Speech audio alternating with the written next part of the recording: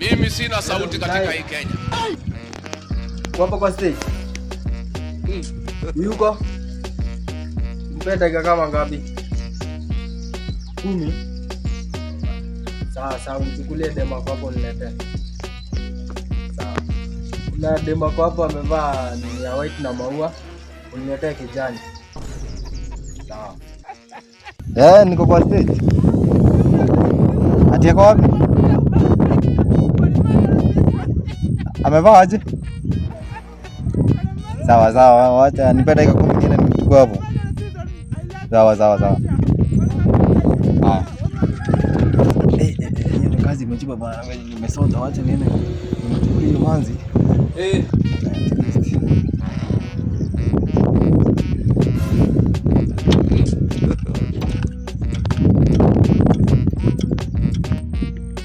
Hai, nasi nimekaa hapa hivi sana. Kuna yeye kwenye ananidanganya. Kutoka time aliniambia anakuja hadi saa hii. Sasa imesonga sana. Inaonekana acha nimpigie tena nisikie kama Hello. Nitashinda hapa hivi stage nimekungojea, acha kunibeba upala wewe. Unakuja ama? Nimetuma mtu wa nduthi hapo, acha akuje saa hii. Dakika 10 tu.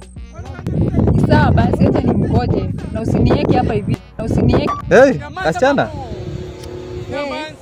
Hello. Jali.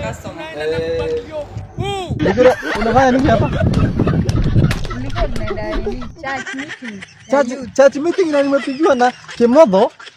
Mtu anashindaka nikipelekea wasichana kwa nyumba yake. Basi si mimi. Si wewe ni nani na umenielezea kwa nyumba simama na kwenye nyumba? Church meeting kuna mtu anagojea hapa hivi, kuna youth anagojea wasichana. Hapo kali hapa tuone nyumbani. Mimi sina sauti katika hii Kenya. Nenda church. Kali hapa tuone nyumbani. Mzaidi sasa ni nini? Nimesema kali. Nisimamishe. Kali hapa. Wasichana wametuweka tabia mbaya sana.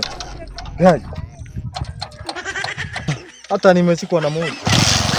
Kimodho ni nani sasa? Pole dadi. Huyo ndio mtu sasa kuniletea. Huyo sio mtu yake ni dada kimpa. Kimodho ni mtu wa bangi anaenda kanisa gani? Hapa jipo.